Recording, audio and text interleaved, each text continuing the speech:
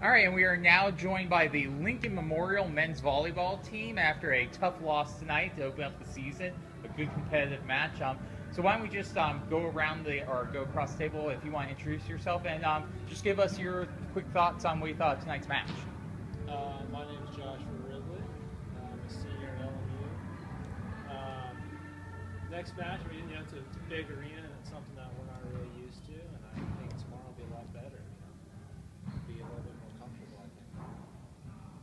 think. Evan Corey, a sophomore. I think tonight was kind of a result. We're still a young program, going through growing pains. First game of the season, a lot of freshmen on the court.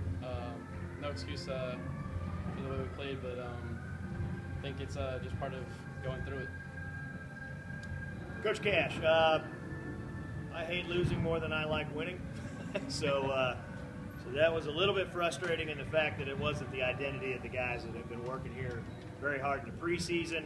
I give McKendree a lot of credit. I thought they played very well, very clean match. With that being said, I felt like we were chasing the ball a lot rather than executing and doing things that we were capable of doing. And I do expect the guys to do a much better job cleaning up on that side of the ball. Ball control was decent. A little bit of choices. Change those things, get our blocking right. Just little things. If we get some of those shored up, we'll be in a better place. Logan Curley. Tonight, first game jitters for sure. Like Josh said, big arena. We're not really used to this, but that's still no excuse for how we played. We are a different team, and after the first game jitters are out, we're going to play better. Coach, we heard you kind of on the bench throughout the match, just really tell your players that they need to communicate a little bit more. Can you talk about just how important that is, this communication on the volleyball court? It's unbelievable. If you ever want to be successful in life, communication is the key to everything. I mean, we talk about life lessons with everything that we do tied into this. If you don't communicate with one another, and it's just like your family. If you're not talking and dialoguing, then who forgets to pick up their kid at the school? How's that going to go? Same thing on the floor when we were talking about, hey, let's talk about our responsibilities at the net. It got really quiet. I'm like, no. It's got to be more than that. You really have to make sure everybody understands their assignment ahead of time, and then you have to make sure that when you're talking, you're using the right language as well, so that everybody's on the same page. It's huge. Like I said, it's a life lesson. So, yeah, I was a little disappointed in that. It caught on a little bit late, so we'll build on that. Josh, looking at this match as a whole, what do you think, besides communication, what do you think is one, or actually let's change it, what's one positive that you saw from your team tonight? As the match kind of progressed, at least I saw our passing get better. Guys seem a little bit more excited. Definitely have a young squad, which is challenging its own. Has a lot of opportunity, which could be good looking towards the future. And I want to ask you, obviously growing up in the South, what does it mean for you to kind of see, have a volleyball event, here in the South? Yeah, it's pretty awesome because I know in Nashville, y'all know just as well with the C2 team. It's pretty much the same way with my club. You don't really see volleyball around here.